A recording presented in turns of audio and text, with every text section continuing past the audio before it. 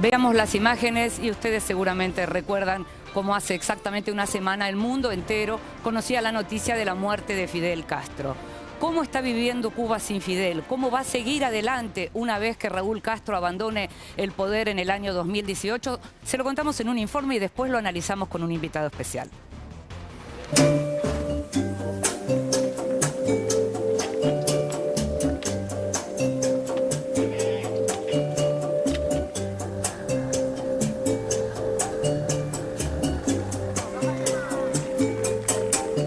La sensación de grandes transformaciones en Cuba no se ha esfumado a partir de la imagen de un mundo sin Fidel Castro y con Donald Trump en la presidencia de los Estados Unidos cuando asuma el 20 de enero próximo.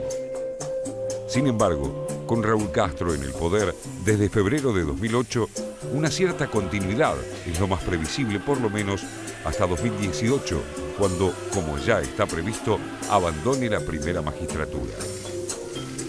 Tras la muerte del líder de la revolución cubana, Trump utilizó las redes sociales para calificarlo como un brutal dictador. Días después, avanzó sobre el deshielo de las relaciones entre Estados Unidos y Cuba a partir del entendimiento entre el gobierno de Barack Obama y el de Raúl Castro, amenazando con liquidar el acuerdo si La Habana no realiza más concesiones. I think that it's a possibility that Donald Trump's tweets and his rhetoric is symbolic. It's also possible that he'll be backed into a corner by his own rhetoric and feel compelled to do something to back it up. We don't know that, how Donald Trump operates in the real world.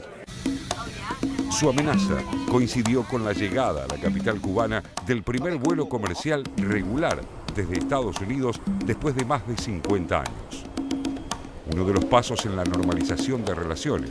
No obstante, desde Estados Unidos consideran que es improbable que Trump vaya a revertir todas las condiciones de los acuerdos, ya que se supondría un golpe fuerte a grandes intereses económicos estadounidenses, desde compañías aéreas a sectores de la agricultura que presionan fuertemente para poder hacer negocios con Cuba. Las extensas jornadas de las exequias de Fidel Castro, que se extendieron por 9 días a lo largo de la isla, finalizarán este domingo 4 de diciembre con la ceremonia en Santiago de Cuba. La serenidad de la multitudinaria despedida evoca un escenario tranquilo de transición. Su hermano menor, hoy con 85 años, inició su mandato en 2008 con tímidos movimientos de apertura, fiel a su carácter pragmático, con la intención de profundizar las reformas económicas, las mismas que él mismo había sugerido tras el impacto del periodo especial en la década del 90. Los cubanos pudieron acceder a hoteles exclusivos, también llegaron las compras de viviendas y automóviles y los teléfonos celulares, que de todos modos siguen siendo caros para la población.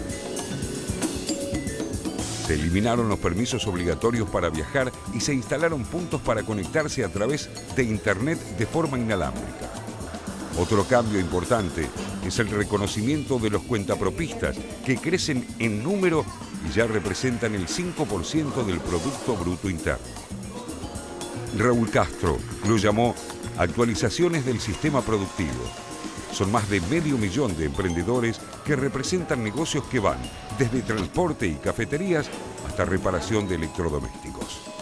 Este sector brega por la conformación de un mercado mayorista y por la unificación de las dos monedas, es decir, el peso cubano y el peso convertible, mientras se consolida la entrada de capital privado en empresas públicas centralizadas.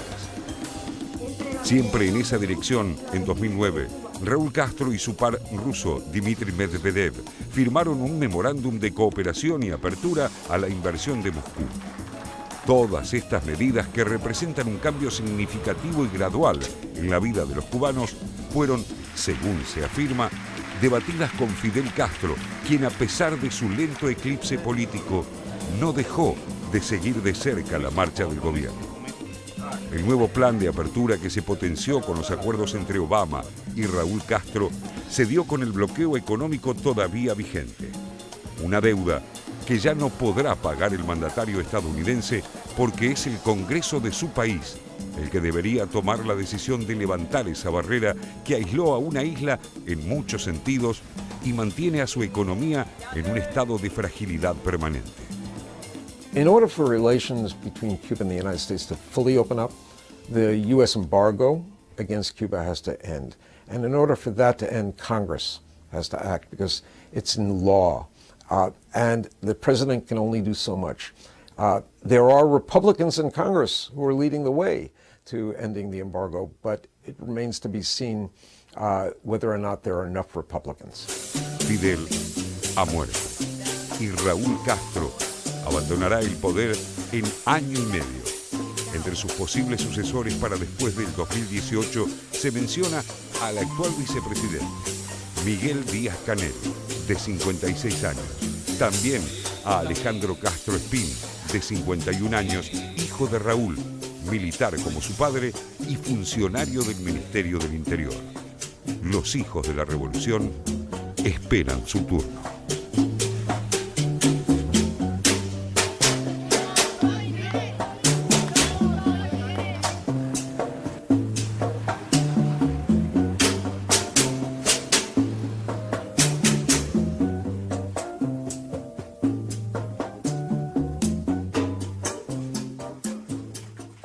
Esa sombra que se veía ahí, recién le decíamos que íbamos a analizar lo que queda de esa sombra, lo que queda de esa vida y lo que viene para Cuba con un invitado especial. Y estamos con Pablo Stefanoni. Hola Pablo, ¿cómo estás? Hola, Linda, muchas gracias por la invitación. Gracias por estar con nosotros. Pablo es periodista, además es economista, es el jefe de redacción de Nueva Sociedad y es sobre todo un analista muy fino de la realidad latinoamericana.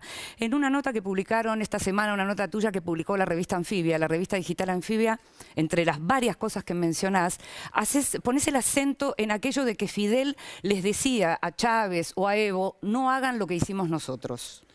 Sí, eso era una cosa interesante que surgió en una nota también de esta semana de Edward, que es un ex diplomático chileno y escritor, que recordaba que Fidel Castro, en aquel viaje tan largo que hizo al Chile de Salvador Allende, sí, en los 70, le dijo a Allende: nacionalizar el cobre, pero dejar el socialismo para más adelante, ¿no? Entonces yo relacioné eso con algo que es una anécdota que ocurrió hace menos tiempo, que es una frase que Fidel le dijo a Evo, que era lo mismo: no hagan lo que nosotros hicimos, ¿no? Cuando Evo iba un poco entusiasta con el tema del cambio. Y creo que tiene que ver con, bueno, que Cuba entró a este socialismo de tipo soviético de manera un poco particular, ¿no? Porque en realidad la revolución de Fidel fue una revolución más bien nacionalista, revolucionaria, digamos, valga la redundancia, en una clave un poco distinta, y después por la situación del mundo de ese momento, la Guerra Fría, el acoso norteamericano, derivó en algo que quizás no estaba en los planes originales y que no terminó nunca de funcionar, ¿no? De hecho, Cuba nunca funcionó sin primero el vínculo especial con la Unión Soviética, después necesitó de Venezuela, y siempre hubo un desfase finalmente entre lo que Cuba producía y podía sostener y esa política social tan ambiciosa que tenía, y eso se cubría de algún modo con algún tipo de apoyo externo, ¿no? De hecho, hay otra frase que cita Edward que es muy interesante, que Fidel le habría dicho a Allende: nosotros te podemos ayudar a luchar contra la reacción en Chile, porque no somos tan buenos para producir, pero somos muy buenos para combatir. Y finalmente un poco fue eso Cuba, ¿no? Fue muy buena para combatir al imperialismo, a una serie de injusticias, pero no tan buena quizás para generar un modelo económico viable. Ahora, ¿cuánto de esa falla en el modelo económico viable tiene que ver realmente con el tema del embargo? Una parte, obviamente, el embargo complicaba la vida porque encarecía muchas cosas, pero es cierto que el modelo ese de ultra centralizado, de hecho Cuba estatizó más que otros países de Europa del Este incluso, no funcionó, y yo creo que a eso se sumaba algo que también fue importante, que era ese voluntarismo de Fidel Castro, que un poco desorganizaba las cosas a veces en función de sus entusiasmos, ¿no? Como esa famosa zafra de los 10 millones que fue una catástrofe y otro tipo de cosas. Entonces nunca funcionó bien. Yo creo que un poco tenía el embargo sin duda complicó la vida a Cuba en un sentido económico y también en un sentido político, porque Estados Unidos acosó realmente a la Revolución Cubana como a otros en América Latina. De hecho, alguien se preguntaba hace poco, ¿cómo hubiera funcionado funcionado eso con más libertad, en el sentido que todas las otras intentos en América Central fueron desastrosos por las invasiones y por las cosas. Pero por otro lado, ese modelo finalmente nunca funcionó bien en ningún lado y creo que en Cuba funcionó un poco peor, ¿no? ¿Por qué pensás, antes de pasarles a mis compañeros, por qué pensás que la izquierda latinoamericana, el pensamiento llamado progresista, le disculpó y le disculpa tantas cosas a Fidel que no, por ahí no se las disculparía a otro? Sí, de hecho hay gente que no le disculpa a Chávez, ¿no? Y que considera que es un poco autoritario y todo, pero que mantiene... Creo que ahí hay varias explicaciones. Primero, creo que hay mucha gente de izquierda en América Latina realmente tiene un núcleo emotivo respecto a la Revolución Cubana, que fue posiblemente el acontecimiento más importante de la historia de la izquierda en América Latina, y en ese sentido creo que ese es un punto. O sea, cambió América Latina. Alguien decía, bueno, la Revolución Cubana mostró o tradujo la revolución al castellano, al español, al marxismo. Entonces, eso fue un factor. Creo que la otra es que esa resistencia a Estados Unidos es algo que de algún modo la mostró como una especie de fortaleza capaz de resistir pese a todo. Y creo que encajó como... Algo heroico, decir. Algo heroico. Fidel Castro parecía como un titán a pocas millas del imperio, resistiendo. Entonces, esa heroicidad, pero además esa capacidad de volverse mito de la Revolución Cubana, creo que marcó tanto la izquierda. Y por otro lado, lo que mencionabas antes, el bloqueo también de algún modo sirvió para perdonar todo, decir, bueno, esto es por el bloqueo, si no hay prensa un poco más libre es porque si hay, se van a meter por ahí. Si hay... Entonces, el bloqueo también terminó justificando todo, ¿no? Claro. Natalia. Sí, Pablo, buenos días. Hola, ¿qué tal? La economía, las libertades en Cuba son parte de los desafíos internos, pero también me gustaría saber qué opinás, cómo ves este otro desafío que tiene Cuba ante las posibilidades que ya está presentando Donald Trump, que todavía no se ha materializado ninguna, las amenazas de retrotraer aquel territorio ganado en las relaciones diplomáticas con los Estados Unidos que decidió Barack Obama a último momento de su presidencia. Digamos, ¿qué puede ocurrir verdaderamente entre La Habana y Washington? Sí, bueno, claro, Trump Congreso, parece, pese a que él parece que quiso invertir en Cuba cuando Cuba estaba bloqueada. Así lo dice ahora aparece, claro, el Partido Republicano tiene una ala dura, si bien cambió esa pequeña Cuba que hay en Miami, cambió mucho en estos años, pero todavía hay sectores duros. Y yo creo dos cosas. Por un lado, creo que va a ser difícil volver atrás al punto cero, porque hay muchos intereses económicos norteamericanos que están muy contentos con esta apertura. Desde cruceros hasta la Liga de Béisbol, hasta muchas cosas que piensan que ¿por qué no hacer negocios con Cuba cuando los puede hacer Canadá, Europa y todos? Y además porque se hacen con otros países comunistas. Y por otro lado, entonces me parece que volver a cero va a ser difícil, porque ya se avanzó en muchos sentidos. Y por otro lado, creo que los efectos son difíciles de prever porque el bloqueo de hecho tuvo un efecto quizás paradójico, que era que fortaleció mucho al ala más dura en Cuba finalmente.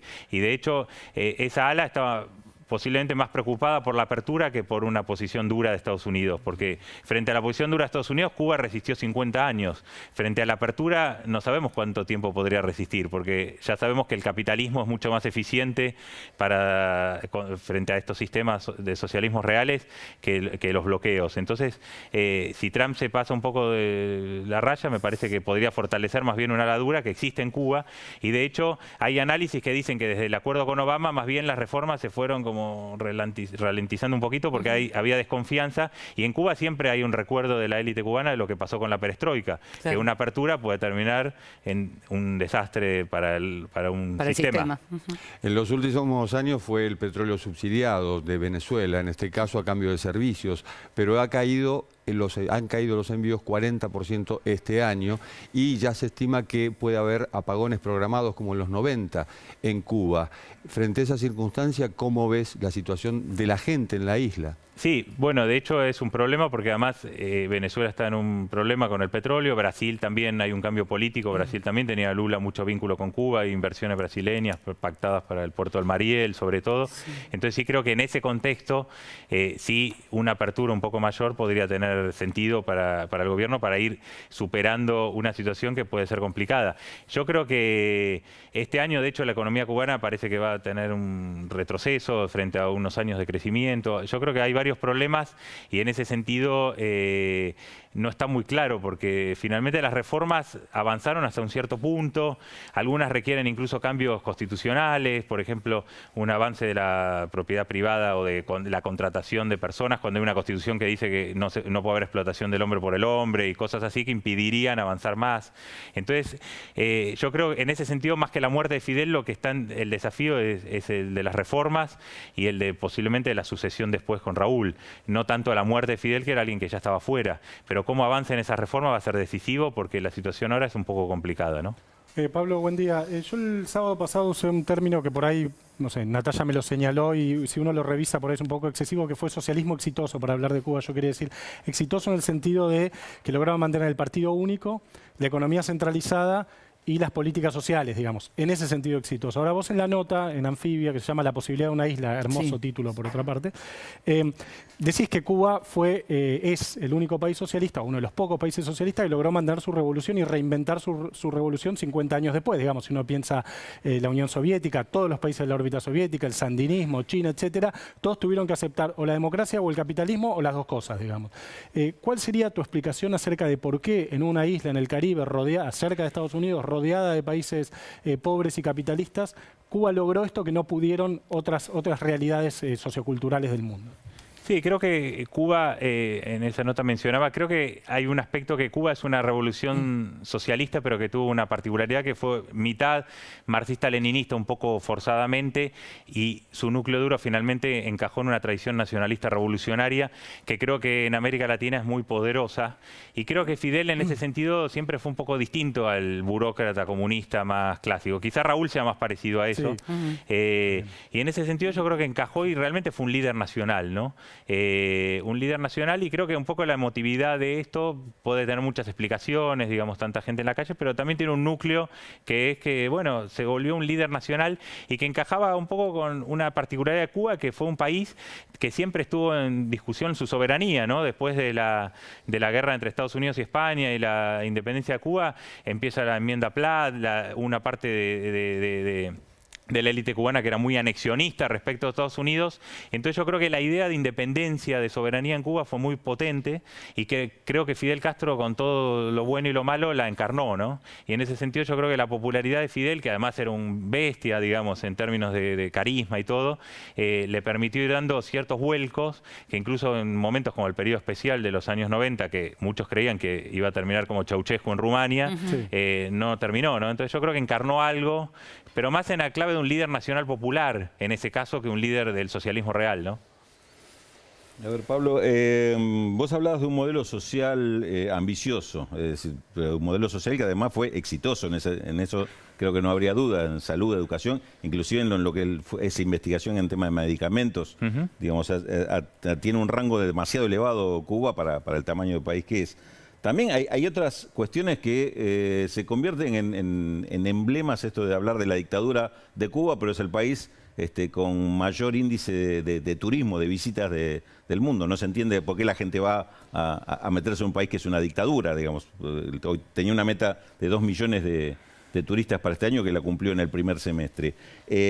Tampoco entiendo, yo como economista no entiendo el análisis del modelo económico apartado del modelo social, digamos. Yo creo que es un conjunto eso. Entonces, ahí tiene claroscuros también en cuanto a si es exitoso o no. ¿Por qué crees vos que hay tanta insistencia en revisar el modelo económico cubano cuando no se hace con otros países? Enfrente tiene Estados Unidos, que supuestamente es el modelo del mundo y sin embargo tiene el país más rico del mundo tiene unos índices de pobreza y de exclusión y marginación alarmante. ¿Por qué este tema de esta forma de tratamiento del modelo económico cubano en particular? Sí, creo que tiene que ver con lo que decía José de las dificultades, y se planteaba antes respecto a las dificultades para que sea sostenible sin un socio, sin un padrino político que lo ayude, digamos, de algún modo, ¿no?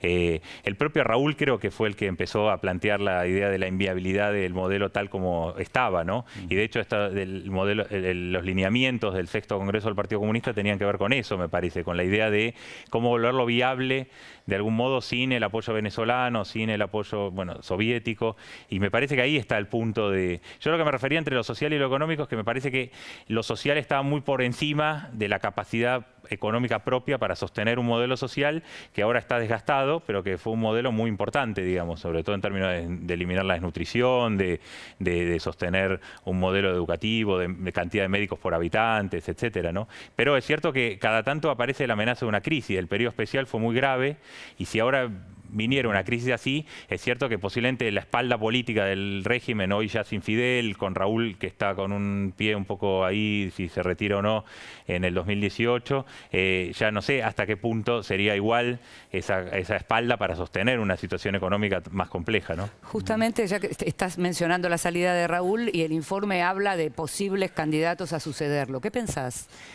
Bueno, Raúl dice que se retira, bueno, va a tener 87 años más o menos, con lo cual ese retiro, pero de todos modos él se retiraría aparentemente como presidente del país, pero no como presidente del Partido Comunista, por lo menos eso no está tan claro. Entonces, el Partido Comunista tiene mucho peso y ser presidente del Partido Comunista, Sí. secretario general, digamos, del Sí. Partido Comunista es muy importante, con lo cual, si él quedara con ese cargo, habría que ver qué tipo de combinación hay con un nuevo liderazgo. Ahí hay algunas figuras, digamos, bueno... También hay como la maldición de esa nueva generación, ya hubo estuvo Robaina, estuvo el vicepresidente Laje, el canciller Pérez Roque, Sí. que todos parecían sucesores Sí, y sí, terminaron sí. en algún momento caídos en desgracia. Van a ser más jóvenes posiblemente. Sí, el vicepresidente actual es joven, de hecho, Miguel Díaz-Canel es uno de los mencionados. Sí, También se menciona a una figura, no sé si como sucesor, pero que es muy importante hoy, que es el hijo del propio Sí, Raúl también Castro, está, sí, sí. que es Alejandro Castro Espín, que maneja la inteligencia de Cuba, hoy maneja prácticamente la inteligencia de Cuba y fue uno de los que negoció con Estados Unidos el deshielo. Es una figura que está ahí. Y también está el rol de los militares, digamos. Hoy, bueno, apostar a una figura sería un poco como jugar a la ruleta, porque Claro. nadie lo sabe, pero sí ver un poco configuraciones. Y claramente Raúl es un gobierno muy asentado en las Fuerzas Armadas. De hecho, como un 60% de la economía la maneja este grupo de administración económica, donde es su ex yerno, de hecho, el que está a cargo de eso. O sea, hay un núcleo ahí también bastante familiar. Y los militares sin duda van a jugar un rol, sea quien sea el sucesor, porque ya lo están jugando hoy, pero no solo a nivel político, sino a nivel económico. O sea, los sectores más dinámicos de la economía cubana las manejan las Fuerzas Armadas a través de distintos tipos de instituciones y aparecen como más realistas, digamos, para muchos, que algunos planes un poco más ideológicos de Fidel. De hecho, Raúl, se habla mucho de eso, tiene poco carisma, pero bastante realismo. Y en ese Es más sentido, pragmático. posiblemente los militares sean muy decisivos en una posible transición, pero habría que ver eso, porque hoy Díaz-Canel es el vicepresidente de Cuba, pero no es el número 2 del partido, Claro. que es Machado Ventura. Entonces hay que ver cómo se van configurando eso entre estos sectores más tecnocráticos, militares, reformistas, y lo que queda, que es todavía muy fuerte, de lo que es los sectores partidarios, que son un poco más reacios a veces al cambio. Muchas gracias, Pablo. No, por favor, gracias a ustedes.